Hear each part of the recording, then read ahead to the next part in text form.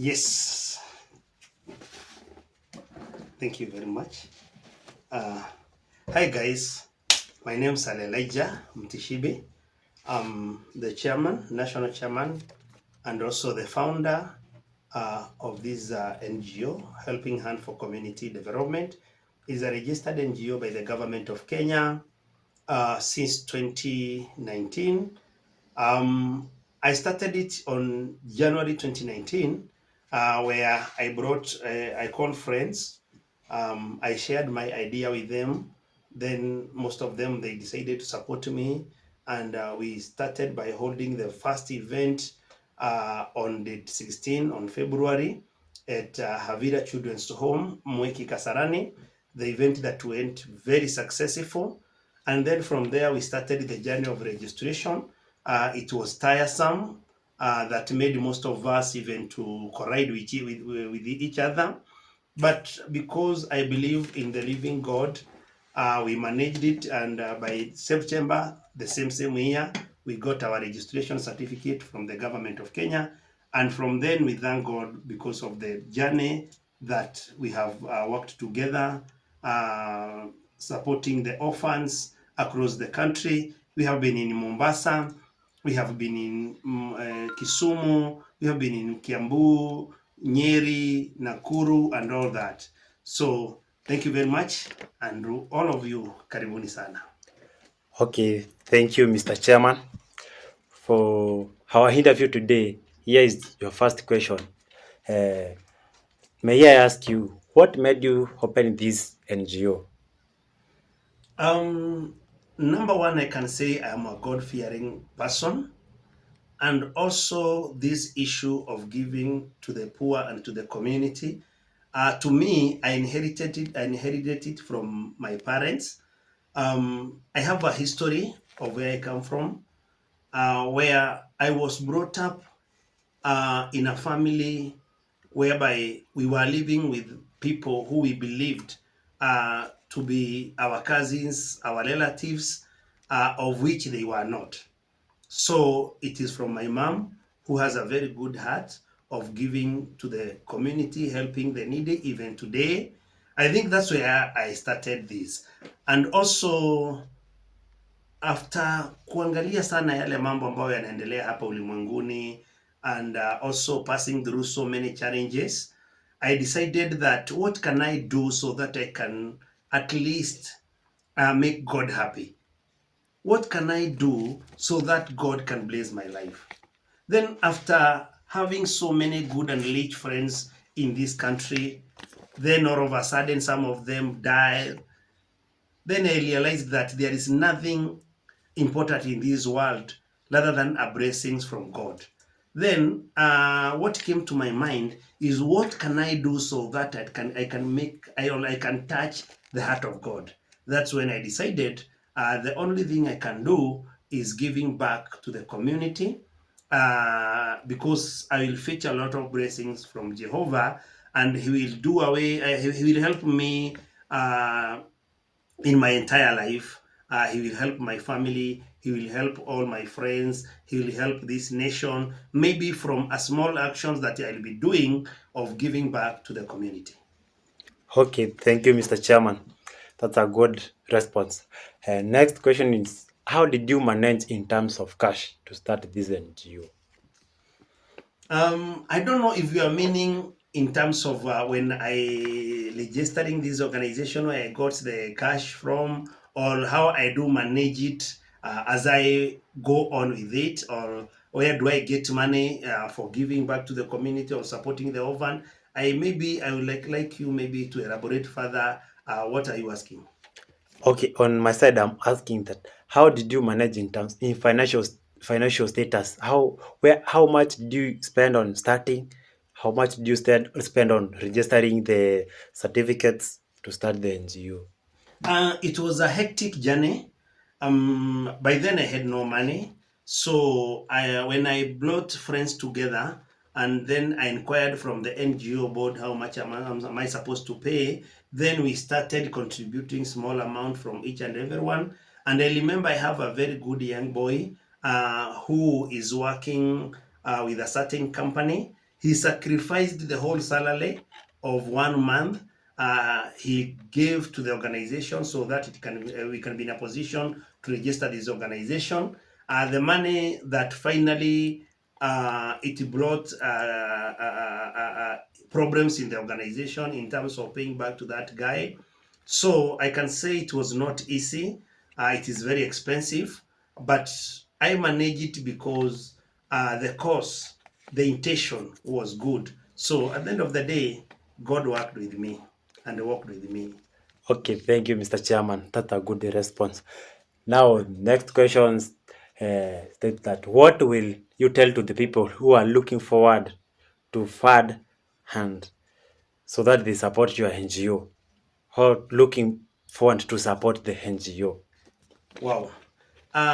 Lile jambo ambalo naweza nikaambia Wakenya, najua ya kwamba na naamini ya kwamba especially hapa kwetu Kenya tuko na watu wenye wako na roho ya kusaidia sana, lakini wakati mwingine tumekuwa na challenges za kuona ya kwamba kuna organizations, kuna vikundi tofauti tofauti ambazo hawana nia nzuri, labda wanataka kujinufaisha na kujiendelesha kupitia kwa vikundi kama hivi ama NGO kama hii.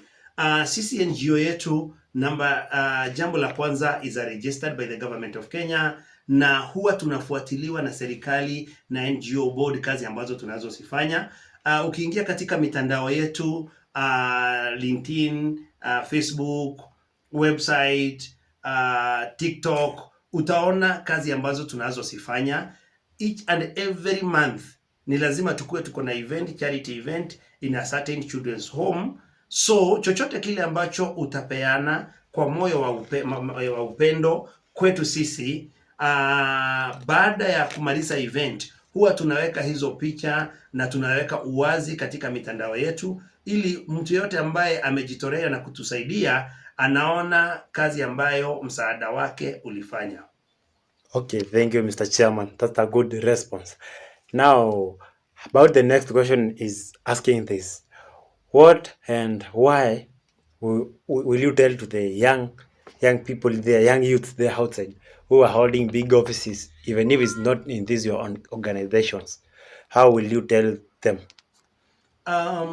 Number one, I will let the youth, all the youth who is listening to this, to know that there is God in heaven, because most of the youths now wanapotea kwa sababu ya kutojua, na jambo ambalo nimelisoma na jambo ambalo nimeli-experience katika maisha yangu na hata katika ujana wangu, kitu cha kwanza ni kumwogopa Mungu, kwa sababu maandiko matakatifu ya Mungu yanasema kumwogopa Mungu ndizo chanzo cha hekima.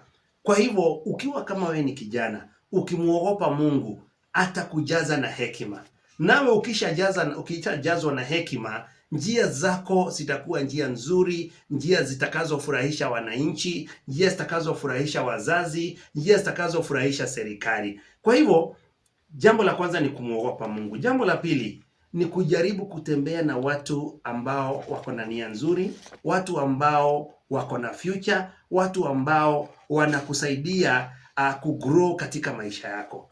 For example, ofisi zangu ya Secretary General, Project Manager, IT Manager, hizo ofisi tatu za kitaifa zimeshikiliwa na vijana. Na hao vijana nimeona wakiwa na utofauti mwingi sana na vijana wa marafiki zao ambao wanasoma nao ama ambao walikuwa wanatembea nao. Hao vijana wanapotoka katika masomo yao katika vyuo vikuu huwa wako busy. So they gain experience when they are working in this organization.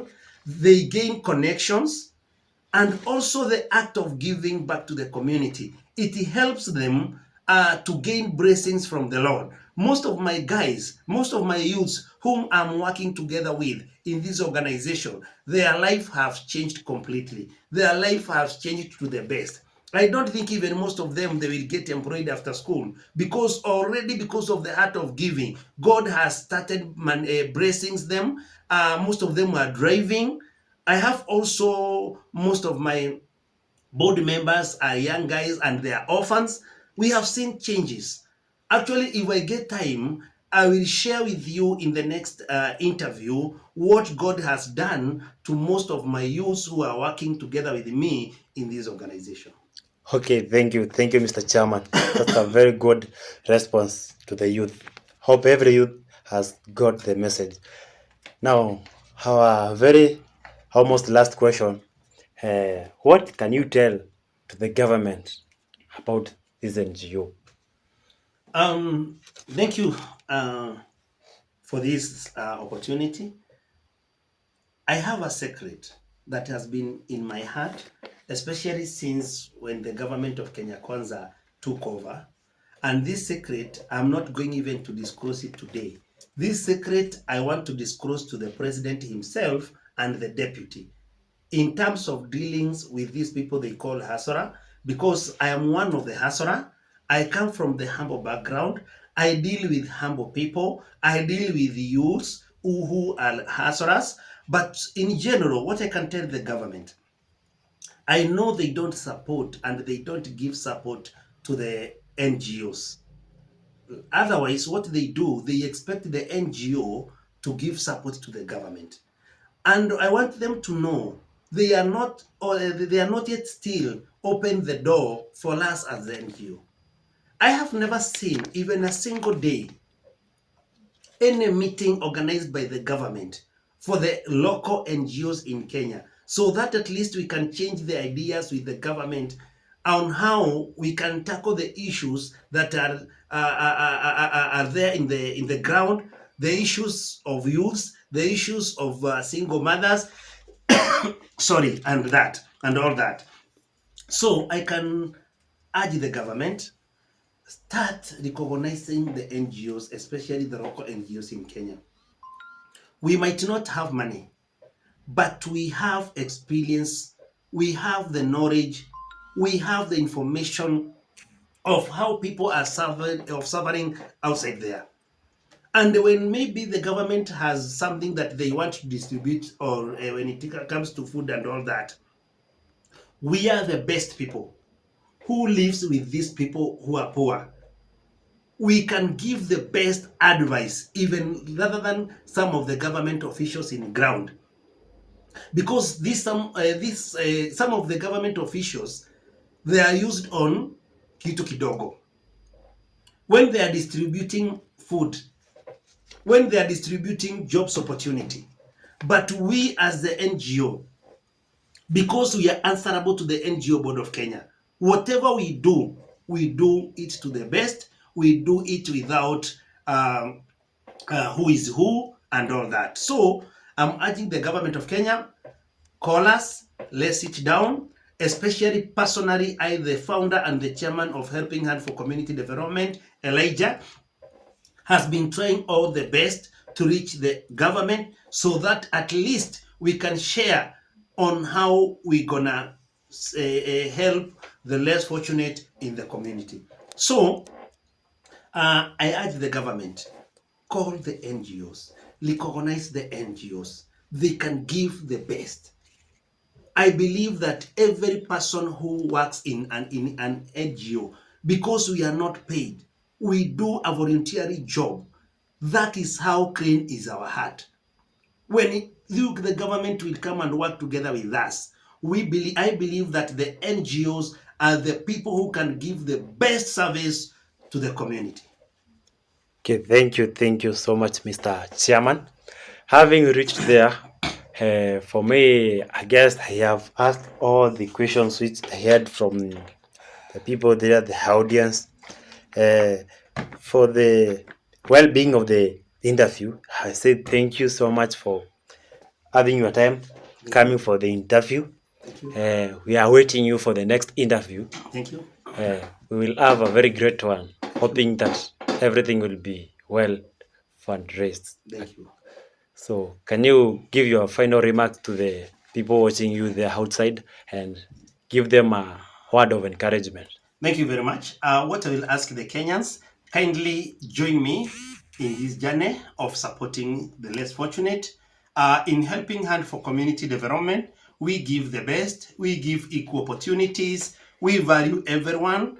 as I have said there before, we have been in Machakos, we have been in Kajiado, we have been in Mombasa, we have been in Kisumu. So for us, we don't have the tribe, we don't have who is who. We give the best that we can. So I know there's so many people outside there who are looking for organizations to support, who are looking for the groups to support. I will request them to try, give a try to this NGO, Helping Hand for Community Development. My number our office number 0720 802 846. Once you call that number or you text or you WhatsApp, we shall have a very good arrangement on how we can meet, and we can have a very good arrangement on the way forward. And also, I want to welcome all Kenyans to our next charity event that is planned on date 9th on July this year.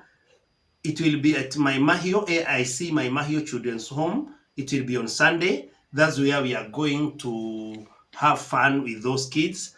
We know most of them, 95% of them, they are orphans. So we welcome any kind of a donation in terms of cash, in kind, unga, mchele, clothes, cooking oil, and all that. Karibuni sana. We love you. And finally, I have a word to my president and my beloved deputy president.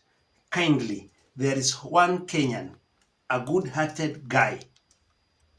His name is Elijah, who is speaking to you this evening. Kindly, I have a word to share with you. I have a word to share with you. And it's a word that it will take this country to the great, to the next level. It will make this country prosper.